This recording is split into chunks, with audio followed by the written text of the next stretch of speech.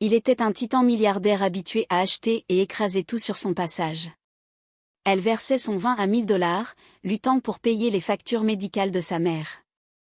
Quand il la regarda de haut et ricana à l'attention de ses partenaires, ce n'est qu'une serveuse, il pensait qu'elle était invisible. Il pensait qu'elle n'était qu'un bruit de fond.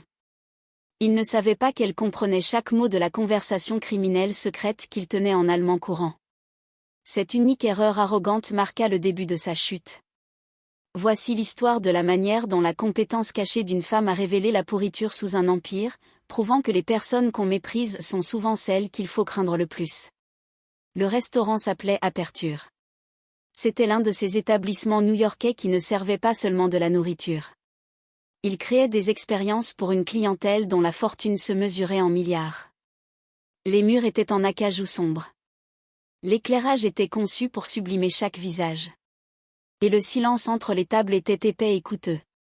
Pour travailler ici, il ne suffisait pas d'être un bon serveur. Il fallait être invisible, intuitif et silencieux. Elena Vance était tout cela.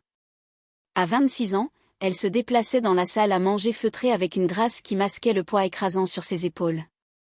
3 ans plus tôt, Elena était une étudiante étoile en linguistique appliquée à l'université de Heidelberg, en Allemagne.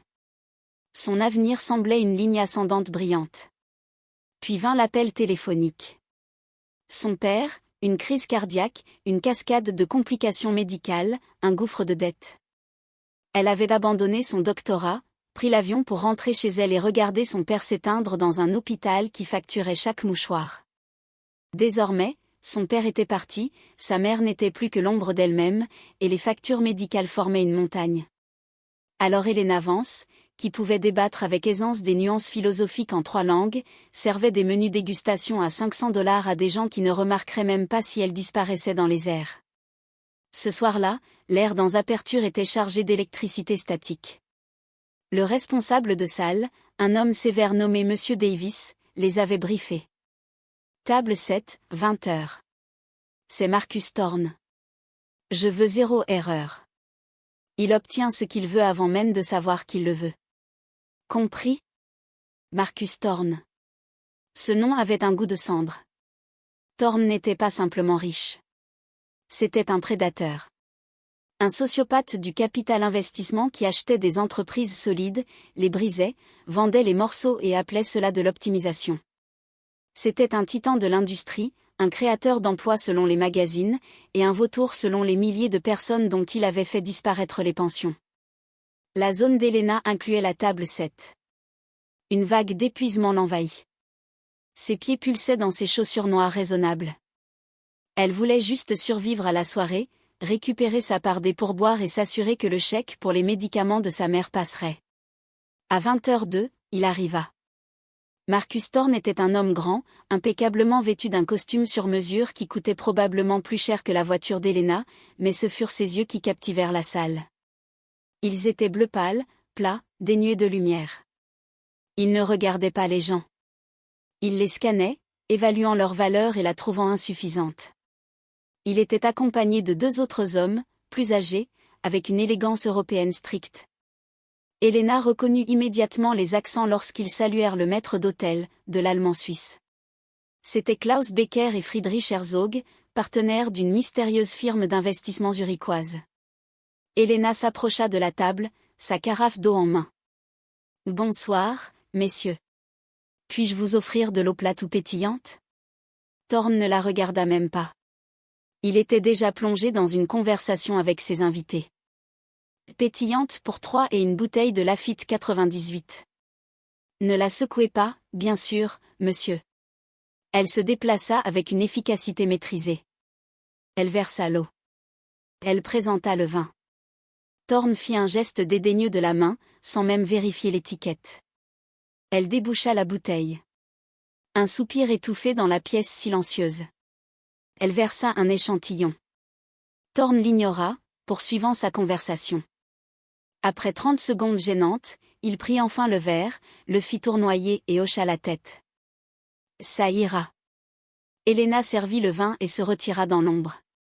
Postée près d'une colonne de service, elle était assez proche pour entendre, un fantôme en uniforme noir.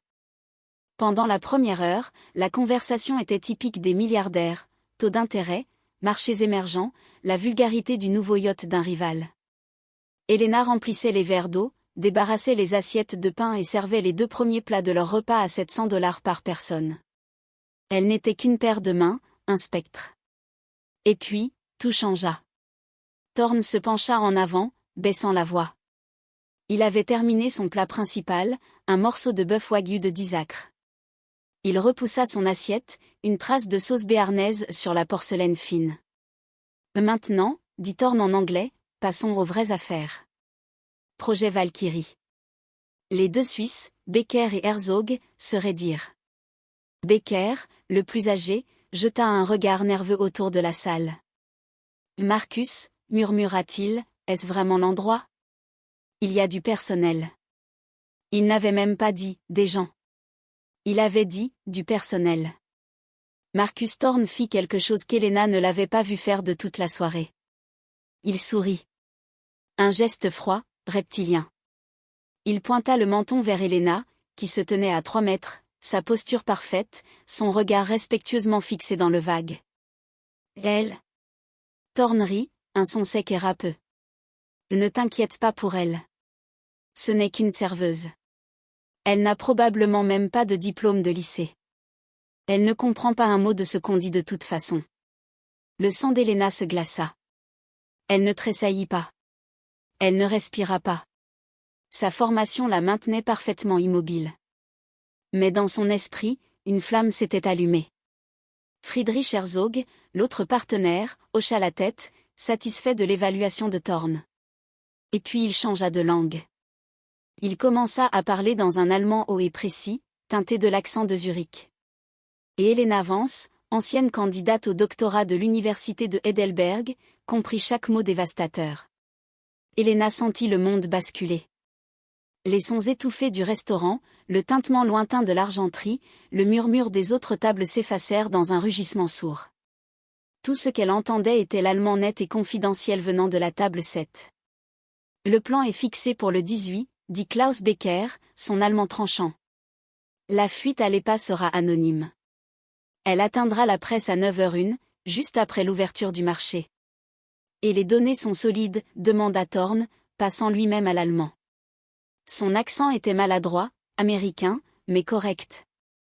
Plus que solide, répondit Herzog, une note de fierté dans la voix. Notre contact chez Stellario Lab, le docteur Iris comme nous l'appelons, a fabriqué un trimestre entier de rapports d'impact environnemental. C'est un travail magnifique. On dirait que leur principale usine de production en Louisiane a déversé des déchets chimiques non raffinés dans le delta du Mississippi pendant des mois. L'estomac d'Elena se noua.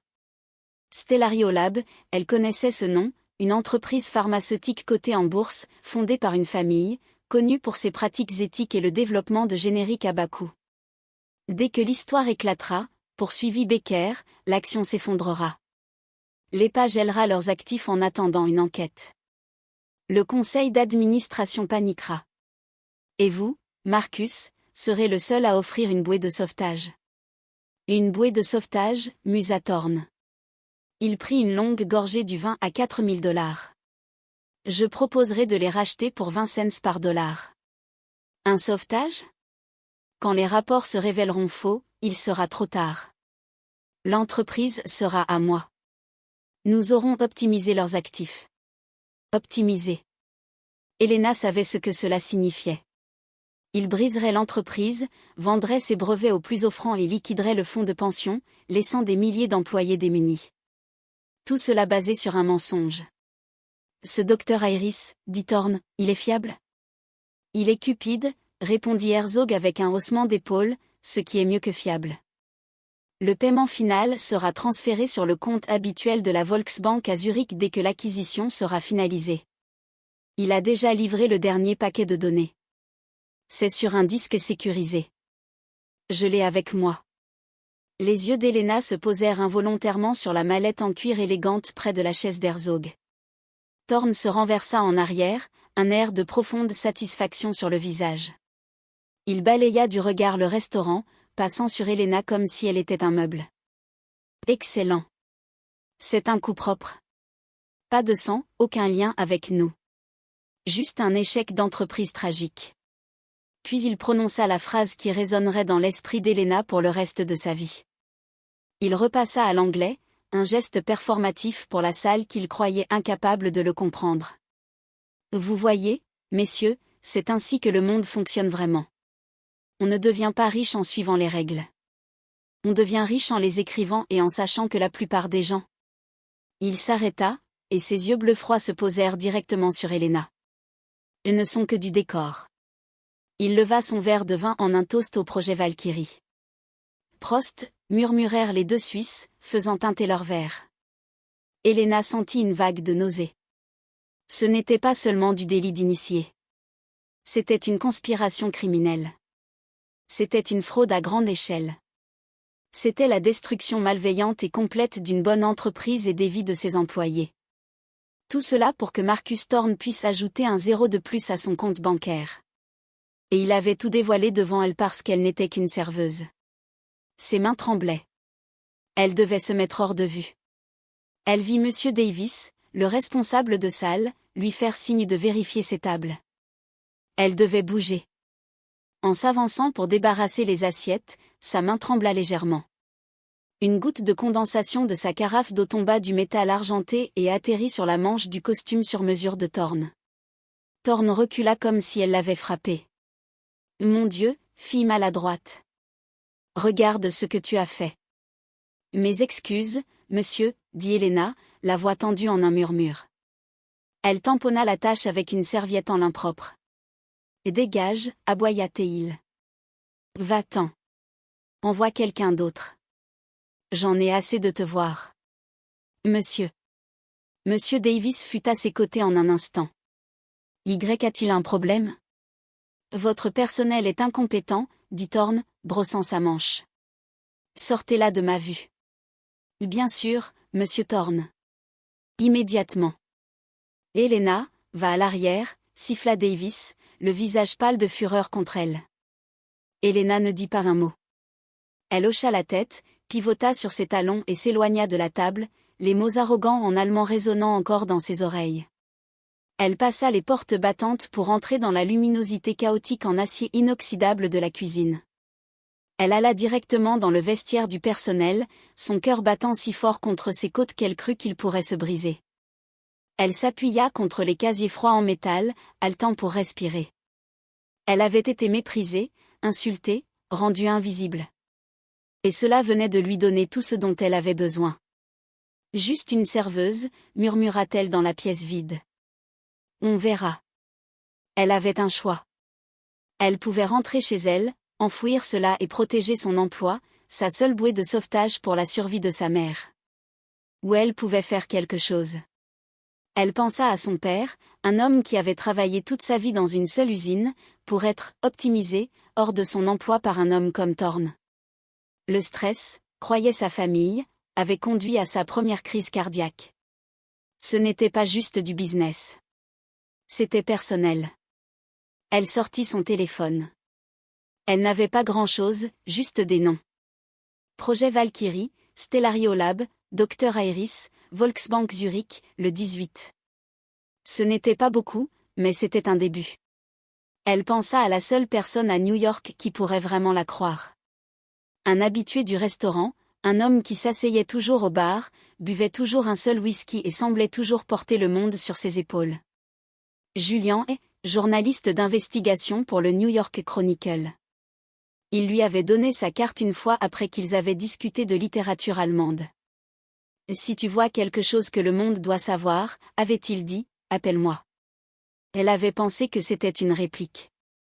Elle sortit la carte usée de son portefeuille. Son service n'était pas terminé avant 2 heures. Elle ne pouvait pas attendre. Elle dénoua son tablier, attrapa son manteau et sortit par la porte arrière d'aperture, laissant Monsieur Davis gérer les conséquences. Pour la première fois en 3 ans, Elena Vance ne pensait pas au passé. Elle pensait à l'avenir, et elle allait réduire Marcus Thorne en cendres. Le dîner était à des années-lumière d'aperture. Il s'appelait le Lighthouse, Un restaurant ouvert 24h24 à Hell's Kitchen avec des lumières fluorescentes vacillantes, des banquettes en vinyle fissuré et une odeur de vieux café et d'eau de javel. Il était 1h du matin. Julian se glissa dans la banquette en face d'Elena. Il semblait épuisé. Son trench coat était froissé, et il avait besoin d'un rasage, mais ses yeux étaient vifs. Elena, ton texto semblait apocalyptique et tu n'es pas à aperture. Que se passe-t-il ? On dirait que tu as vu un fantôme. Je crois que je viens d'assister à la planification d'un meurtre, dit Elena, la voix basse.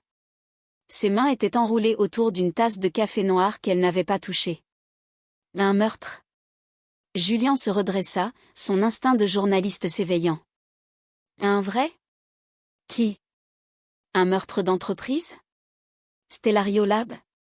Julian fronça les sourcils. Stellario ? C'est l'une des entreprises les plus propres qui soit. De quoi parles-tu ? Je servais une table ce soir, dit Elena, et elle raconta toute la scène. L'arrivée de Markus Thorn, les 2 partenaires suisses-allemands, Klaus Becker et Friedrich Herzog. La conversation. Ok, interrompit Julian, levant une main. Thorn est un requin. Tout le monde le sait. Projet Valkyrie, c'est probablement juste un nom pour une prise de contrôle hostile. C'est immoral, d'accord, mais probablement pas illégal. Il m'a appelé juste une serveuse, Julian. Lui et ses partenaires pensaient que j'étais un meuble, alors ils ont arrêté de parler anglais. Quoi ? Ils ont utilisé un code ? Non, dit Elena, se penchant en avant. Ils sont passés à l'allemand. Julian la fixa. Tu parles allemand ? J'étais à 3 ans de mon doctorat en linguistique appliquée à Heidelberg quand mon père est mort. Ma thèse portait sur l'ambiguïté syntaxique dans les dialectes suisses-allemands. L'épuisement de Julian disparut, remplacé par une concentration intense. Tu plaisantes. Est-ce que j'ai l'air de plaisanter ? Mon Dieu. Ok. Qu'ont-ils dit ? Exactement. Elena ferma les yeux. Son esprit, entraîné à analyser et mémoriser des structures linguistiques complexes, rejoint la conversation comme un enregistrement. Elle la récita d'abord dans l'allemand précis d'origine, son accent passant parfaitement du dialecte zurichois des partenaires à la tentative maladroite et teintée d'américain de Thorn. Julian, qui avait une connaissance correcte de la langue de son temps comme correspondant à Berlin, pâlit. Il sortit un carnet. Plus lentement, dit-il. Traduis chaque mot. Elena traduisit. Elle expliqua le complot, les rapports de l'EPA fabriqué, la fuite anonyme, le contact Dr Iris, le plan pour faire s'effondrer l'action de Stellario et l'échéance imminente. Le 18, marmonna Julian, griffonnant furieusement. C'est dans 6 jours. Ce n'est pas juste une prise de contrôle hostile. C'est une fraude sur titre, une fraude électronique, une manipulation de marché. C'est une conspiration criminelle. C'est le genre de choses qui envoie des gens en prison pour des décennies. Herzog a mentionné un disque dur, dit Elena. Il a dit qu'il l'avait avec lui. Le dernier paquet de données de Dr Iris. Une preuve. Julian respira. S'ils ont un disque dur avec les données falsifiées, c'est l'arme du crime. Mais il est dans une mallette enchaînée à un banquier suisse. Autant essayer de voler la déclaration d'indépendance. Il la regarda, ses yeux remplis d'un nouveau respect profond. Thorn a dit, ce n'est qu'une serveuse. L'arrogance. C'est mythique. Ils sont arrogants, dit Elena. Mais ils ne sont pas stupides. Que faisons-nous ? On ne peut pas aller à la police. C'est la parole d'une serveuse maladroite contre Markus Thorn. Ils me riront au nez. Mon patron, Monsieur Davis, m'a déjà viré par texto pour être parti. Je suis au chômage depuis 1 heure. Tant mieux, dit Julian, un sourire sinistre touchant ses lèvres. Tu es libre. Tu n'es plus une serveuse, Elena. Tu es ma nouvelle assistante de recherche. Quoi ? Ça fait 2 ans que j'essaie d'avoir quelque chose sur Thorn. Il est blindé. Il a des couches d'avocats et de société écran. Je n'ai jamais pu m'approcher. Mais toi, tu es entré directement par la grande porte. Il ne t'a pas juste laissé entrer. Il t'a invité en te méprisant. Il referma son stylo. Ok, nous avons 6 jours. Nous devons faire 2 choses. 1. Découvrir qui est ce Dr. Iris. C'est le maillon faible. C'est lui qui a pris l'argent et construit la bombe.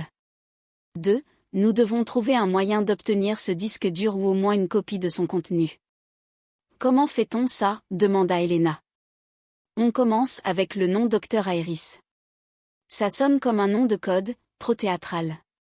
Et Volksbank Zurich. C'est une vraie banque, mais obtenir des informations d'eux est impossible. Les lois suisses sur le secret bancaire sont hermétiques. Peut-être que Iris n'est pas un nom, dit Elena, son esprit commençant à s'activer, les vieux chemins académiques s'illuminant. Peut-être que c'est une anagramme ou une référence. Ok, dit Julian, impressionné. Travaillons-le dessus. Aris Sierra Rice. Qu'est-ce que tu vois? Elena tira une serviette vers elle. Les partenaires étaient suisses. Thorn est américain. L'entreprise qu'il cible est américaine. Iris pourrait être n'importe quoi, mais ils l'ont appelé Dr. Iris. Ça implique de la précision, de la science des données. Elle écrivit le nom. Iris. Et si c'était Sirius, suggéra-t-elle, comme l'étoile, Sirius Iris et Sirius à l'envers. Ou attends, A fait partie de Stellario. Non, dit Julian, vérifiant son téléphone. Stellario. Stellario. Pas de AIS.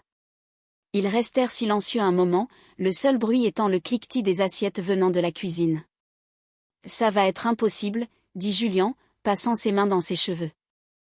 Nous sommes 2 personnes avec un carnet contre une conspiration de plusieurs milliards de dollars. Ils ont fait une erreur, dit Elena fermement. Ils m'ont sous-estimé. C'est la fissure dans leur armure. Utilisons-la. Où va Thorn? Qui rencontre-t-il? Où vont Becker et Herzog pendant qu'ils sont en ville? Ils séjournent au Carlisle, dit Julian, tapant sur son ordinateur portable. Et toujours. Thorn possède un Pantouz là-bas. Ses partenaires seront dans une suite d'invités. Alors c'est là qu'on commence, dit Elena. On ne peut pas entrer dans sa chambre, mais peut-être qu'on peut s'approcher d'eux. Peut-être qu'ils parleront à nouveau. Non, dit Julian. La foudre ne frappe pas 2 fois. Ils sont prudents. La seule raison pour laquelle ils ont parlé à Aperture, c'est parce que Thorn, dans son arrogance infinie, a déclaré la salle stérile. Ils ne feront plus cette erreur. Il regarda ses notes. Dr. Iris, Volksbank Zurich, projet Valkyrie. C'est un mur. Elena fixa la serviette. Iris. Julian, dit-elle lentement. Et si ce n'était pas Iris? Et si c'était Sirius? Tu l'as dit. Sirius et si docteur n'était pas un titre? Et si c'était des données? Julian tapa. Sirius Data. Sirius Data Inc? Voyons voir. Il appuya sur Entrée. Ses yeux s'écarquillèrent. Mon Dieu, Elena. Sirius Data Partners. C'est une société écran enregistrée dans le Delaware, fondée il y a 2 ans. Pas de site web, pas d'employés listés, juste une adresse postale dans un magasin UPS à Wilmington. Qui en est le propriétaire? Demanda Elena, son cœur s'accélérant. C'est le problème. C'est anonyme. Mais Julian continua de taper. Je peux suivre les dépôts d'incorporation. Le cabinet d'avocats qui a déposé les documents. Oh, c'est bon. C'est le même cabinet qui gère le fonds de capital investissement de Marcus Thorn. Donc, Dr. Iris n'est pas une personne, souffla Elena. C'est sa propre entreprise. Il ne paye pas un contact à l'intérieur de Stellario Lab. Il les piège avec des données fabriquées par sa propre société écran. Ce qui signifie qu'il n'y a pas de Dr. Iris à retourner, dit Julian, l'excitation momentanée s'éteignant. Pas de maillon faible. C'est juste Thorn. C'est une boucle fermée. Il contrôle toute la conspiration. Non, dit Elena. Il y a toujours le disque dur, le dernier paquet de données que Herzog possède. Ce disque contient les données falsifiées. C'est la seule preuve physique qui prouve que les rapports stellariaux sont un mensonge. C'est la clé, et elle est dans une mallette dans une suite d'hôtel au Carlisle, gardée par 2 banquiers suisses. Julien soupira. On est de retour à la case départ. Elena secoua la tête, une nouvelle résolution froide s'installant en elle. Non, pas du tout. Ils sont à New York. Ils ne sont pas juste là pour dîner. Ils sont là pour finaliser le plan. Herzog a le disque. À un moment donné, il doit le remettre à Marcus Thorne. Ils ne vont pas l'envoyer par la poste. Ils vont faire un transfert. Et nous serons là quand ils le feront, termina Julien, une lueur dangereuse dans les yeux. Mais comment, demanda Elena. Julien vérifia à nouveau son ordinateur portable. Le 18, c'est le jour de la fuite. C'est dans 6 jours. Thorne aime célébrer ses victoires avant même qu'elles n'arrivent. Il organise le gala annuel de la Fondation Thorne dans 2 jours. C'est le plus grand événement caritatif de la saison à la Bibliothèque publique de New York. Il ne ferait pas ça, dit Elena. Il ne ferait pas un transfert criminel à son propre gala entouré de centaines de personnes. C'est la couverture parfaite, dit Julien, un sourire de loup s'étendant sur son visage. C'est le dernier endroit où quiconque regarderait. C'est arrogant. C'est théâtral. C'est exactement ce que Marcus Thorne ferait. Ok, dit Elena. Donc, nous allons au gala. Julien la regarda. Elena, les billets coûtent $50 000 l'assiette. Je suis journaliste. Tu es une serveuse au chômage. Nous n'allons pas au gala. Non, dit Elena, un écho glacial de son ancien travail dans la voix. Nous n'y allons pas. Mais j'ai servi à une 12aine de ces événements de restauration extérieure. Je connais l'entreprise qui travaille au gala. Ils embauchent toujours. Elle se leva, serrant son manteau fin. Toi, tu nous obtiens des accréditations de presse ou ce dont tu as besoin pour entrer par la grande porte. Moi, je passe par l'arrière. Elena, c'est insensé. Tu seras serveuse. Tu seras coincée dans les cuisines. Non, dit-elle, la voix dure. Je serai invisible. Je serai juste une serveuse. C'est le meilleur déguisement au monde. La bibliothèque publique de New York, avec ses lions de marbre, patience et fortitude, gardant l'entrée, avait été transformée. Tout l'Astor Hall était baigné d'une lumière bleue électrique. Des diamants scintillaient au cou des femmes en robe de haute couture, et des hommes en smoking sur mesure riaient autour de verres de champagne qui coûtaient plus cher que le loyer mensuel d'Elena. Le thème du gala, ironiquement, était la transparence et la philanthropie. Elena n'admirait pas la vue. Elle était dans les entrailles du bâtiment, un labyrinthe souterrain de cuisine et de tunnels de service. Elle portait un uniforme de traiteur standard, pantalon noir, chemise blanche amidonnée et nœud papillon noir. Ses cheveux étaient tirés en arrière dans le même chignon sévère qu'elle portait à aperture. Elle était anonyme. Elle était invisible. Elle était la serveuse numéro 42. Elle avait obtenu le job facilement. L'entreprise de traiteur était désespérée de trouver des personnes avec une expérience haut de gamme. Son temps à aperture, qu'elle avait indiqué comme un emploi actuel, l'avait propulsée. Julien était quelque part à l'étage. Il avait réussi à obtenir un laissez-passer de presse, officiellement pour couvrir le côté caritatif de l'événement. Son vrai travail était d'être ses yeux dans la foule, de surveiller Thorne. Il communiquait via une oreillette discrète, sur une ligne téléphonique partagée ouverte. « Je suis à l'intérieur, Julien », murmura-t-elle, empilant des flûtes de champagne sur son plateau. Zone de préparation de l'Astor Hall. « Je le vois », répondit la voix de Julien, crépitant dans son oreille. « Il est sur le palier principal. Il est avec le sénateur Croft. Ils ont l'air complices. Becker et Herzog, pas de signe pour l'instant. La présentation principale est dans 30 minutes. Si un transfert doit avoir lieu, ce sera avant ou pendant. Les gens seront distraits. Je ne peux pas entrer dans la grande salle avec un plateau pour l'instant, dit Elena, l'estomac noué. Ils retiennent les serveurs jusqu'au début des discours. Trouve une solution, dit Julien. Tu es notre seule chance. Elena chargea son plateau. Il était incroyablement lourd. Excusez-moi, dit-elle à son responsable de traiteur. Je vois quelques verres vides près de l'entrée de la salle. Puis-je les ramasser? Le responsable, stressé et en sueur, lui fit signe de continuer. D'accord, d'accord. Sois rapide et ne te fais pas voir. C'est le plan, murmura Elena. Elle passa par une porte de service et émergea au bord de la grande salle. L'ampleur de la richesse était étouffante. C'était une mer de noir et blanc scintillant de bijoux. Elle se déplaça le long du périmètre, ses yeux scrutants, ramassant un verre vide ici, offrant une serviette là, invisible. Julian, je suis au mur ouest. Compris. Je vois Thorn. Il bouge. Oh, bonjour. Il vient de saluer Becker et Herzog. Ils sont entrés par une entrée latérale. Ils se dirigent tous vers l'aile gauche, près de la rotonde McGraw. C'est une salle privée, murmura Elena, le cœur battant. Ils l'utilisent comme salon VIP. Je ne peux pas y entrer. La sécurité est privée, pas le personnel de la bibliothèque.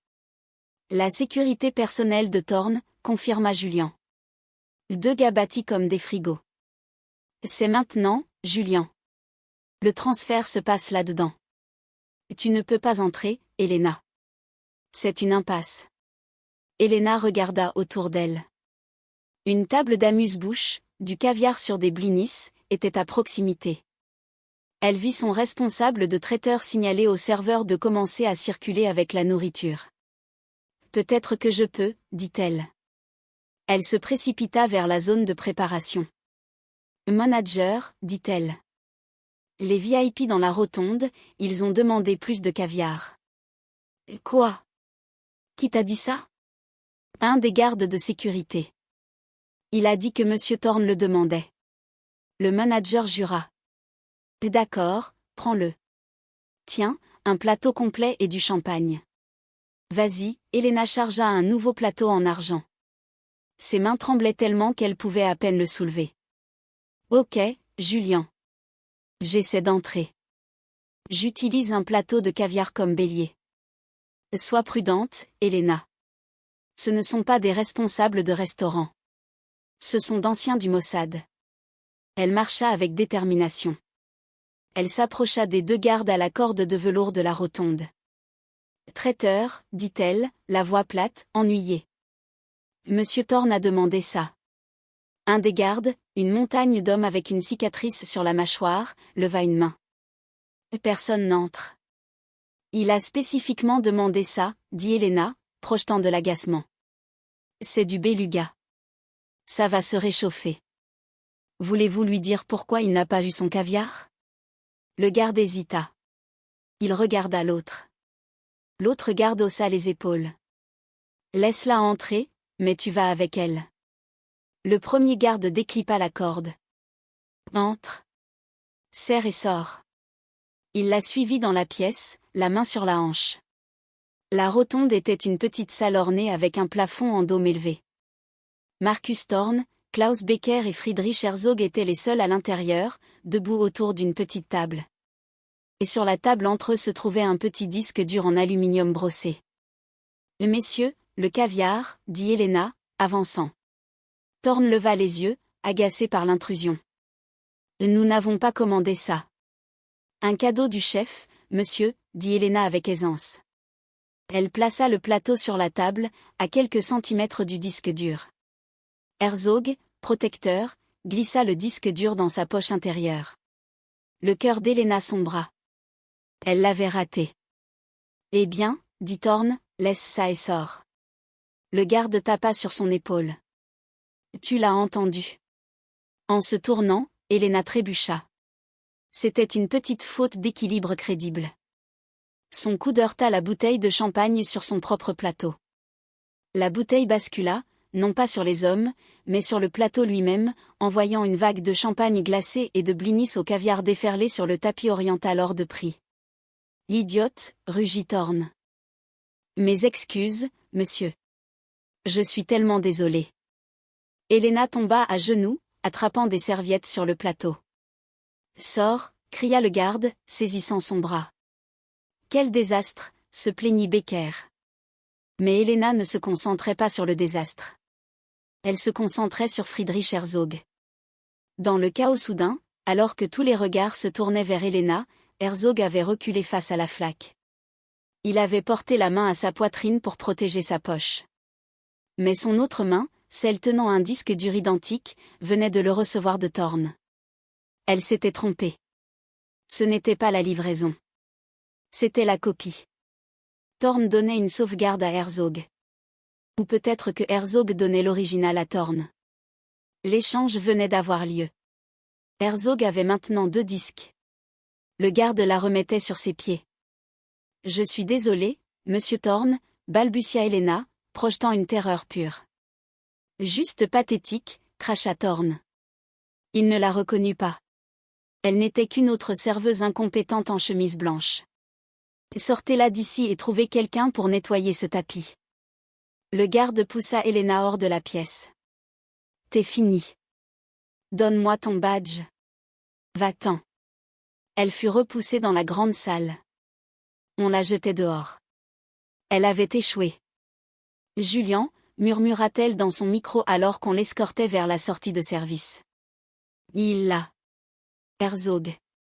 Il l'a mis dans sa poche de poitrine. J'ai vu l'échange. Mais je suis dehors. Il me jette.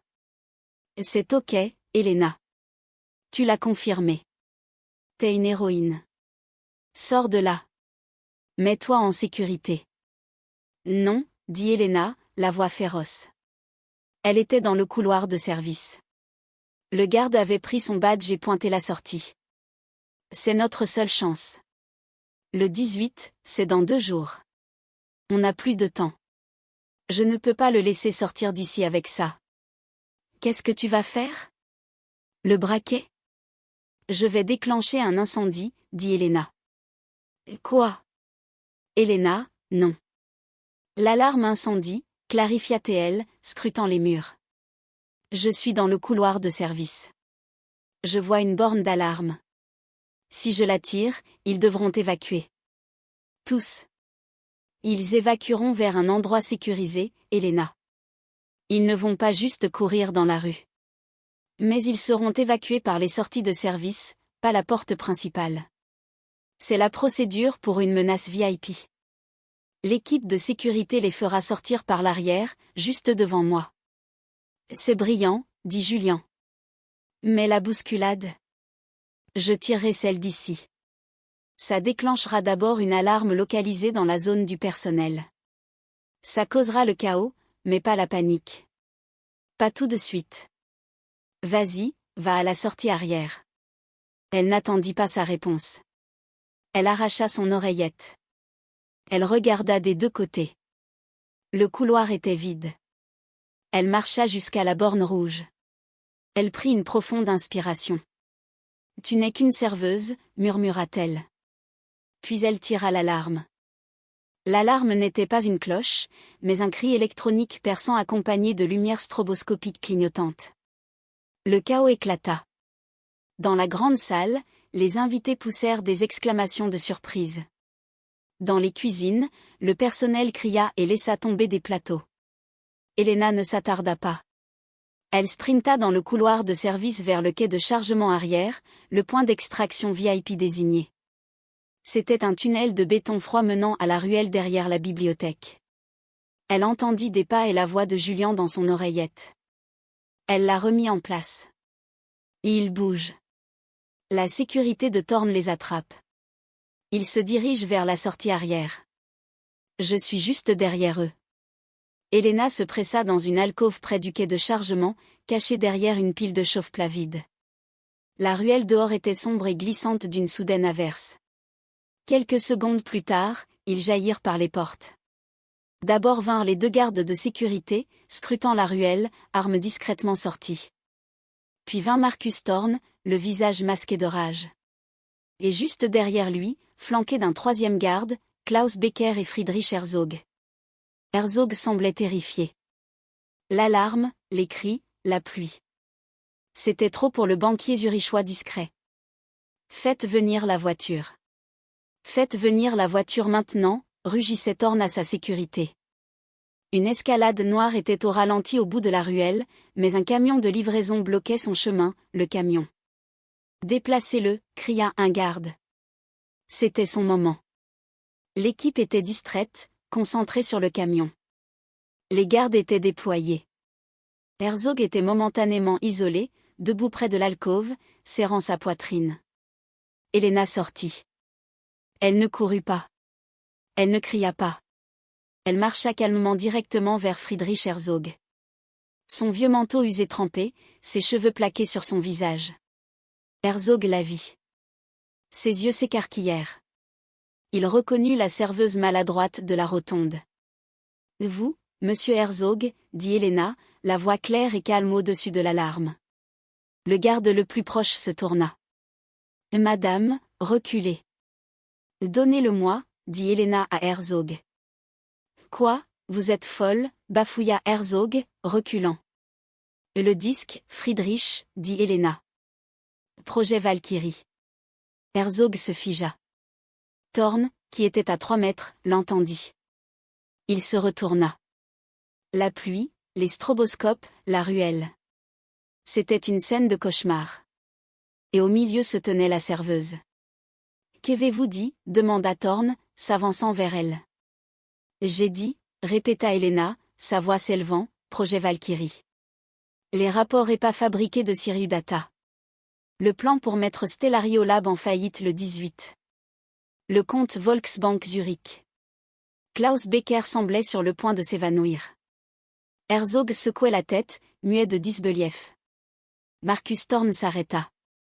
La pluie dégoulinait de ses cheveux parfaits.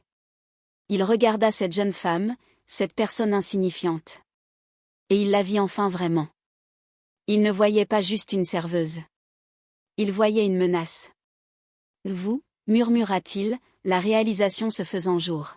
« Au restaurant, à Aperture. »« Vous avez dit que je n'étais qu'une serveuse » dit Elena, la voix tremblante, non pas de peur, mais d'adrénaline. « Vous avez dit que je ne pouvais pas comprendre. Vous aviez tort. » Le visage de Thorn se durcit, le choc disparut, remplacé par une fureur reptilienne froide. « Vous n'avez aucune idée de ce que vous faites, petite. Vous êtes hors de votre ligue. Vous venez de signer votre propre arrêt de mort. »« Non » dit une nouvelle voix.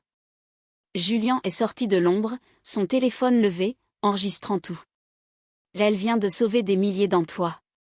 La tête de Thorn pivota vers Julien. « Un reporter ? Vous travaillez avec elle ? Donnez-lui le disque, monsieur Thorn, dit Julien. C'est fini. Thorn rit. Un rire véritable, terrifiant. Fini. Ce n'est pas fini. Ça ne fait que commencer. Il regarda son chef de la sécurité. Prenez le disque et débarrassez-vous d'eux. Tous les deux. Le garde qui avait été avec elle dans la rotonde, celui avec la cicatrice, sourit. Il fit craquer ses articulations et s'avança sur Elena et Julien. C'est une agression, Thorn, cria Julien. C'est du contrôle antiparasitaire, grogna Thorn. Personne ne croira jamais un reporter discrédité et une serveuse virée. Il n'y a aucune preuve. Sauf ça, dit Elena. Elle ne regardait pas Thorn. Elle regardait Herzog, le banquier paralysé, regardant sa vie imploser. Monsieur Herzog, dit Elena, sa voix changeant. Elle devint douce, raisonnable, et elle glissa sans effort en allemand. Il va vous trahir, Friedrich, dit-elle en allemand parfait et courant. En ce moment, vous êtes le seul à pouvoir corroborer mon histoire. À la seconde où ce garde prend le disque, vous devenez un fil lâche. Il vous ruinera. Il vous enverra en prison et dira que vous avez agi seul. Vous le savez, ce n'est pas votre partenaire. C'est un prédateur. Les yeux de Herzog étaient écarquillés de terreur. Il regarda Thorn, qui criait en anglais. Qu'est-ce qu'elle lui dit ? Bon sang, qu'est-ce qu'elle lui dit ? Elle lui dit la vérité, dit Julien. Le garde se précipita sur Elena. Julien le plaqua. Ils tombèrent en tas. Thorn lui-même se jeta sur Herzog, attrapant son manteau. Donne-moi le disque, imbécile. Non, cria Herzog. C'était un banquier, pas un combattant. Il essaya de s'éloigner, ce faisant, sa main plongea dans sa poche, mais il ne sortit pas le disque. Il sortit son téléphone. Je vais appeler la police, bafouilla Herzog. Thorn vit le disque toujours dans la poche de Herzog. Il frappa l'homme au visage. Herzog tomba sur le trottoir, son téléphone glissant au loin. Les deux disques durs, l'original et la copie, tombèrent de sa poche intérieure et glissèrent sur le béton humide. L'un glissa vers Thorn. L'autre glissa directement au pied d'Elena. Thorn attrapa son disque. Le garde était sur Julian. Elena saisit le second disque. « Attrapez-la » cria Thorn, pointant Elena. Elena n'hésita pas. Elle se retourna et courut. Elle courut hors de la ruelle, dans la rue, dans les lumières clignotantes des camions de pompiers qui arrivaient maintenant. Elle ne regarda pas en arrière. Elle courut simplement, serrant le petit morceau d'aluminium froid dans sa main, la clé de tout. Les 48 heures suivantes furent un tourbillon. Elena et Julian n'allèrent pas à la police. Pas tout de suite. Ils allèrent voir l'éditeur en chef du New York Chronicle, apportant avec eux le disque dur. L'équipe technique du journal le décrypta en quelques heures. Tout y était. Les rapports environnementaux fabriqués, des emails envoyés via les serveurs de Sirius Data détaillant le plan, les calendriers, même les reçus de virements pour les paiements initiaux à la société écran. C'était une carte complète et autonome d'une conspiration criminelle de plusieurs milliards de dollars. Mais Julian savait qu'un vidage de données ne suffisait pas. Thorn prétendrait que c'était faux, que c'était planté, qu'il était la victime. Il nous enterrera sous les procès, dit Julian, faisant les 100 pas dans le bureau de l'éditeur. Il dira que le disque a été volé. Fruit de l'arbre empoisonné. Il le fera rejeter. Nous avons besoin de plus. Nous avons Herzog, dit Elena. Herzog est dans la nature, répondit Julian. Lui et Becker étaient dans un jet privé pour Zurich 1 heure après le gala. Ils sont partis, et Thorn commence déjà à retourner l'histoire. L'alarme incendie était une menace ciblée. Il est la victime. Son équipe de sécurité le protégeait contre des stalkers fous. Donc, il gagne, dit Elena, la combativité s'échappant d'elle. Non, dit l'éditrice, une femme nommée Maria Sanchez. Il ne gagne pas parce qu'il est arrogant, et il va de l'avant. Le 18, c'est demain. Il pense que nous n'avons rien. Il pense que la serveuse et le reporter sont effrayés et se cachent. Il va shorter l'action. Julian réalisa. Il va quand même exécuter le plan. Il a probablement acheté des millions en position courte contre Stellario. Il va faire une fortune quand ça s'effondrera en plus de l'acquisition. Donc, dit Maria, nous ne donnons pas ça seulement à la police. Nous le donnons à la SEC, et nous le leur donnons maintenant. Le 18, à 8h30, Marcus Thorn était assis dans son bureau en pentouse au-dessus de Central Park, une tasse de café à la main. Il regardait les tickers avant l'ouverture du marché. Stellario Lab se négociait à $150 l'action. Il sourit. Dans 31 minutes, la fuite anonyme de l'épave frapperait, et ce nombre tomberait à 0. Ses positions courtes rapporteraient des milliards. À 8h32, sa ligne privée sonna.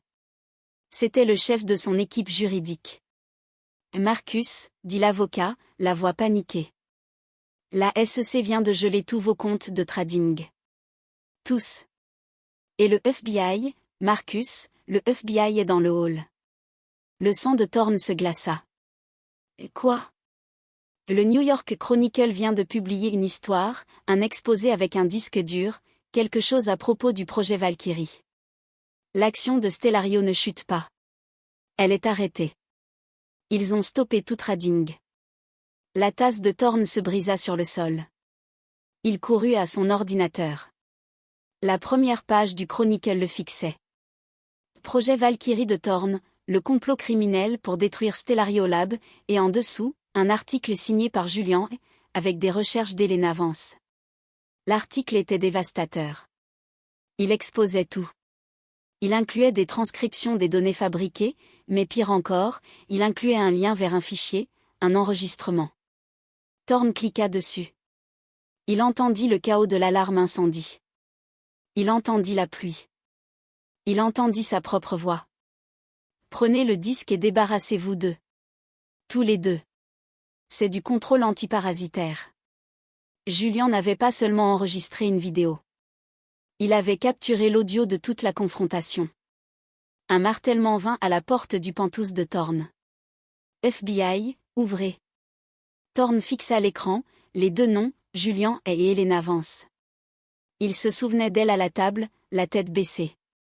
Il se souvenait d'elle à genoux, nettoyant le caviar.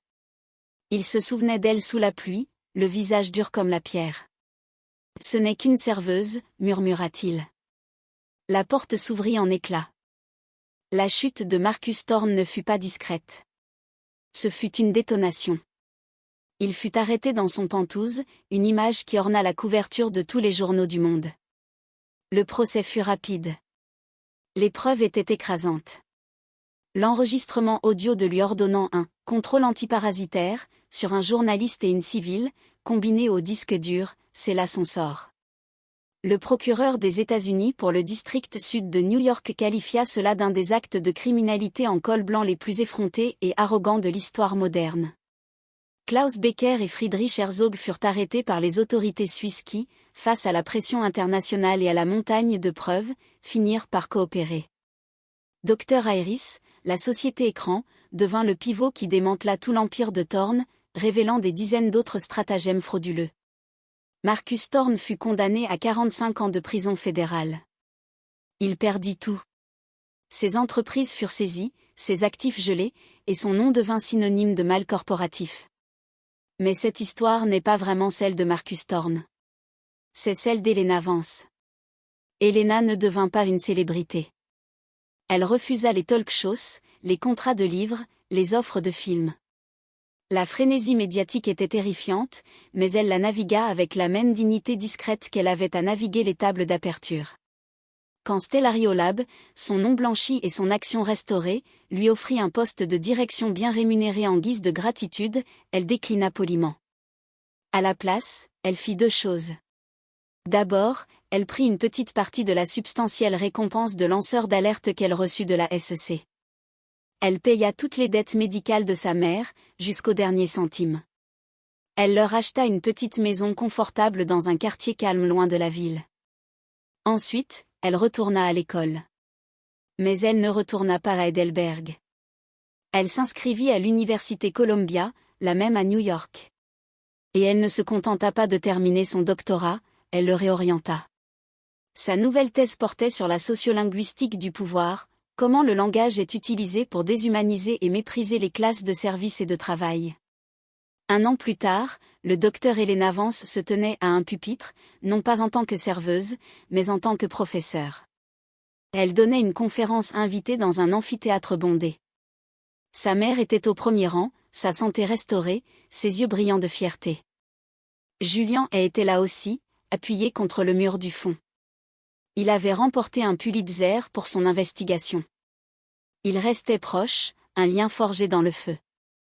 Alors qu'Helena terminait sa conférence sur la facilité avec laquelle les gens au pouvoir utilisent le langage pour rendre les autres invisibles, un étudiant au premier rang, un jeune homme avec une montre coûteuse et un air dédaigneux, leva la main. « Professeur Vance, dit-il, n'est-ce pas un peu dramatique ? Je veux dire, je suis gentil avec le barista qui me fait mon café, mais en fin de compte, devons-nous vraiment analyser la linguistique de tout ça ? Ce n'est qu'un barista. » Helena s'arrêta. Un petit sourire entendu toucha ses lèvres. La classe se tenait dans la grande salle de l'université. À l'arrière, un barista du campus nettoyait discrètement le poste de café. Helena le regarda. Il leva les yeux, fatigué. Helena regarda à nouveau l'étudiant. Puis elle regarda le barista, en allemand clair et courant, elle lui parla. « Merci pour votre travail acharné, dit-elle. J'espère que vous passerez une merveilleuse soirée et une nuit reposante. » La tête du jeune barista se releva brusquement. Un regard de choc et de gratitude profond traversa son visage. Il répondit dans son allemand natal, « Merci, professeur. » Personne n'a jamais. Merci. Vous aussi. La salle de classe était silencieuse. Le visage de l'étudiant arrogant était rouge vif. Elena Vance se tourna vers son pupitre. D'autres questions, demanda-t-elle. Le monde n'est pas dirigé par les Marcus Thorne. Il est construit, maintenu et observé par les Elena. Il est soutenu par les gens qui versent le café, conduisent les taxis, nettoient les sols et servent le vin. Ils ne sont pas du bruit de fond. Ils observent. Ils écoutent et ils comprennent tout. Ainsi, Elena Vance passa de servir du champagne à faire s'effondrer des empires. Marcus Thorne, un titan qui se pensait intouchable, fut abattu par la personne même qu'il refusait de voir. Cette histoire est un puissant rappel de la vie réelle. Ne sous-estimez jamais personne. La personne que vous ignorez, celle que vous méprisez comme étant juste une serveuse, juste un chauffeur ou juste un barista, pourrait être celle qui détient la clé de tout. Si vous avez été touché par cette histoire de justice et de vindication, veuillez cliquer sur le bouton « J'aime ». Cela indique à YouTube de partager cette histoire avec plus de personnes. Assurez-vous de vous abonner et de cliquer sur la cloche de notification pour ne jamais manquer un autre drame incroyable de la vraie vie. Et partagez cette vidéo avec vos amis et votre famille. On ne sait jamais qui a besoin d'un rappel du pouvoir discret des gens qui observent toujours. Enfin, laissez un commentaire ci-dessous. Qui dans votre vie pensez-vous est discrètement sous-estimé mais détient un pouvoir incroyable? Nous voulons entendre vos histoires. Merci de regarder.